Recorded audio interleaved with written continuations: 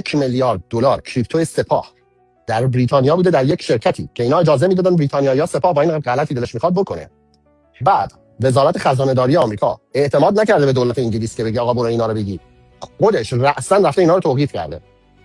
من رفتم درارم ببینم در تاریخ دنیا آیا سابقه داره که وزارت خزانه داری آمریکا قبلا رفته باشه در داخل کشور انگلستان و یک پولی رو، مالی رو، منالی رو توقیف کرده باشه؟ و جواب خیره. چند تا چیز رو به من میگه. یک، بریتانیایی ها و اروپایی ها به شدت در حال مکیدن پول مردم ایران هستن و اصلا دلیل اینکه جمهوری اسلامی مونده واضحاً برای اینه که به این کشورها باج میده. بودن $1,000,000,000 پول سپاه به صورت کریپتو در بریتانیا به من میگه که اینا پولاشون اونجا زیاده، هر غلطی دلشون می‌خواستن اونجا می‌کردن و میکنن، چون دولت بریتانیا بهشون اجازه میده. احتمالاً شیتیل ازشون میگیره، یه کسایی تو دولت بریتانیا ازشون پول میگیرن، یا نه پولم نمیگیرن چون میخوان منافع بریتانیا تامین بشه در منطقه، میخوان سپاه پاسداران بمونه، میخوان آخوند بمونه.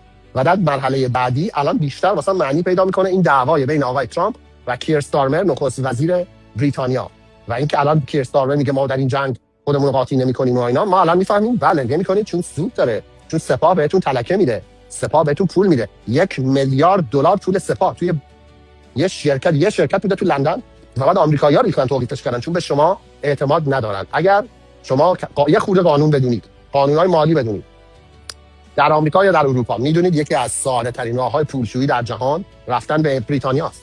شما حتی به عنوان یک فرد خارجی میتونید تعداد نامحدودی کمپانی‌های شل کمپانی به وجود بیارید. یه سری شل کمپانی به وجود بیارید، شرکتایی که تحت اون شرکت‌ها شما بیاید یه شرکت دیگه ثبت کنید، زیر اون شرکت یه شرکت دیگه، بی انتهاست. و تا یه کسی بخواد خبرنگار باشه بفهمه که زیر این شرکت چیه، مثل پیاز میمونه، پوست داره، هر چقدر شما بزنی کنار یه پوست دیگه داره. تازه وقتی برسی به اون هستم تا اون موقع میتونه اینا 100 دفعه عوضش کرده باشن یا منحل کرده باشن تا شما بفهمی پشت این کمپانی کیه، رفته باشه یه جای دیگه. و این به خاطر اینکه قوانین گذاشته بریتانیا که باز کنه کشورشون رو به حراج بذارن، واقعا این کارو کردن، دهه‌ها کشورشون باز کردن، دیگه اصلا شباهتی به اون بریتانیای قدیم نداره. کاملا تبدیل شده به یه چیزی مثل سمساری، صرافی و رستوران هندی که بوی کاری و اینا میزنه بیرون. اینم نمیگم به قصد اینکه بخوام تحقیر کنم، بوی کاری هم چیز بدی نیست، ولی مال بریتانیا نیست. بریتانیا یه چیز دیگه قرار بود باشه. الان میفهمیم که یه مش دزد راهزنن دولت بریتانیا. یعنی بریتانیا برگشته به اون چیزی که تاریخش بود. تاریخ بریتانیا بر اساس اینکه این کشور راه غیر از راهزنی کار دیگه ای نمی‌کرد. مدت‌های مدید کارشون فقط راهزنی اسپانیایی‌ها بود یا فرانسوی‌ها یا پرتغالی‌ها که از آمریکا جنس می‌آوردن، اینا راهزنی می‌کردن می‌بردنش بریتانیا. الان برگشتن به همونجا، دارن هم کار می‌کنن و راهزنی می‌کنن و پول مردم ایران رو می‌گیرن.